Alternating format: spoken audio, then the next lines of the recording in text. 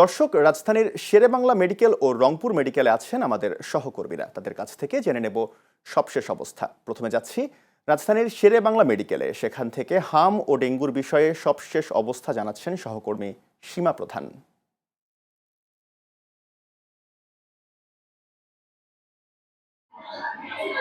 আকাশ শিশু হাসপাতালে ডেঙ্গুর জন্য যে বিশেষায়িত কর্নারটি চালু করা হয়েছে, আমি ঠিক এখন এই কর্নারটিতে আছি। আমি এখানে দেখছি যে হাসপাতালটিতে 3জন ডেঙ্গুর রোগী ভর্তি রয়েছে। তাছাড়া আশপাশের যে রোগীগুলো রয়েছে প্রত্যেকটি রোগীগুলো অন্যান্য রোগে আক্রান্ত। যদিও আপনি একটু দেখতে পাচ্ছেন, লক্ষ্য করলে যেই 2জন রোগী বর্তমানে ভর্তি রয়েছে ঠিক এই বেড দুটোতে, সেখানে কিন্তু আমরা যদিও চিকিৎসা বিজ্ঞানের মতে বলা আছে যে 24 ঘন্টা এই ডেঙ্গু রোগীদেরকে মশারির আওতায় আনতে হবে, তেমনটি আমরা কিন্তু লক্ষ্য করছি না। আপনি নিজেও লক্ষ্য করলে সেটি দেখতে পারবেন। অর্থাৎ শিশু হাসপাতালের মতো সংবেদনশীল জায়গায় সেটি আমরা কিন্তু এখন পর্যন্ত দেখতে পাচ্ছি না। কিন্তু বিশেষজ্ঞরা কিন্তু বারবার বলছে যে যদি ডেঙ্গু রোগের সুস্থতার প্রথম ধাপটি হচ্ছে কিন্তু আসলে যে মশারির ব্যবস্থা সেটি। বিশেষজ্ঞরা এমনটাও বলছে যে একজন ডেঙ্গু রোগী থেকে কিন্তু আশপাশের যে রোগীগুলো আছে তার মধ্যে ডেঙ্গু ভাইরাসটি সেটি মশার কামড়ের মাধ্যমে আবার পুনরায় ছড়াতে পারে। তো এখানে কিন্তু 3জন ডেঙ্গু রোগী, এছাড়া পাশের যে হামের ওয়ার্ডটি রয়েছে সেখানে কিন্তু 85 জন হামের রোগী এই মুহূর্তে ভর্তি আছে।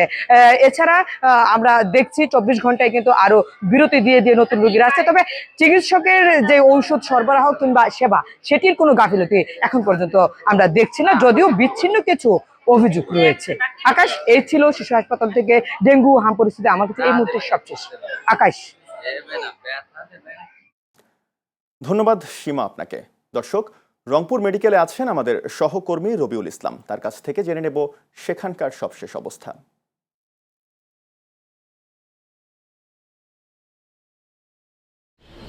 জি, আপনাকে যদি আমি একটু জানিয়ে রাখি, আমি এই মুহূর্তে দাঁড়িয়েছি রংপুর মেডিকেল কলেজ হাসপাতালের যে গেট, সেই গেটের কিন্তু আউটডোরের যে গেটটা, সেই গেটের একটু সামনে। আপনাকে আমি একটু আরেকটা তথ্য যদি দিয়ে রাখি, রংপুর মেডিকেল কলেজে ডেঙ্গু রোগীর কিন্তু প্রভাব না থাকলেও কিন্তু হামে এ পর্যন্ত গত 24 ঘন্টায় কিন্তু ভর্তি হয়েছেন 3জন রোগী। আর 3জন রোগী এ পর্যন্ত কিন্তু চিকিৎসা নিচ্ছেন মোট 15 জন। আর একটু আমরা যদি বিভিন্ন রোগীর সাথে কথা বলেছি, তারা যে কথাগুলো বলেছেন, যে চিকিৎসক এবং রোগী যে কথাগুলো বলেছেন যে হঠাৎ করে এই ডেঙ্গু, এখন পর্যন্ত ডেঙ্গুর কোনো প্রভাব কিন্তু রংপুরে পড়েনি। আর অন্য একটা দিকে যে রংপুর মেডিকেল কলেজ হাসপাতালে শুধু নয়, রংপুর সিভিল সার্জনের তথ্য অনুযায়ী রংপুরে কিন্তু এ পর্যন্ত প্রায় 54 জন হামে রোগী আছে। আর একটা জিনিস আমি জানিয়ে রাখি, সবচেয়ে বেশি রোগী কিন্তু মিঠাপুকুরে এ পর্যন্ত রোগীর সংখ্যা কিন্তু 20 জনের মতো। আর প্রতিটা উপজেলায় কিন্তু 2 জন 4 জন করে রোগী ভর্তি আছে। আপনাকে যদি আমি পরিসংখ্যানটা একটু বলে রাখি, যে রংপুরে কাউনিয়াতে ভর্তি আছে 6 জন, পীরগাছাতে ভর্তি আছে 4 জন, চিকিৎসা নিতে 4 জন। আর আমি যদি রংপুর সিটির কথা বলে রাখি, রংপুর সিটিতেও কিন্তু 15 জন হামে আক্রান্ত রোগী কিন্তু চিকিৎসা নিচ্ছেন। তবে রংপুরে হামের ডেঙ্গুর চেয়ে কিন্তু হামের প্রভাব কিন্তু এখন অনেকটা বেশি। তবে ডেঙ্গুর জন্য পিছনে আসলেও রোগীদের পিছনে আসলেও কিন্তু ডেঙ্গুর কিন্তু এখন আক্রান্ত রোগীর সংখ্যা অনেক কম। তবে রংপুরে হামের থেকে মুক্ত না হলেও হামের রোগী কিন্তু অনেকটি কমে গিয়েছে। তবে আগের তুলনায় আরও কমে যাবে বলে চিকিৎসকেরা জানিয়েছেন। তবে মেডিসিন এবং শিশু ওয়ার্ডে কিন্তু রোগী বেডের তুলনায় কিন্তু অনেক বেশি ভর্তি হয়ে আছে।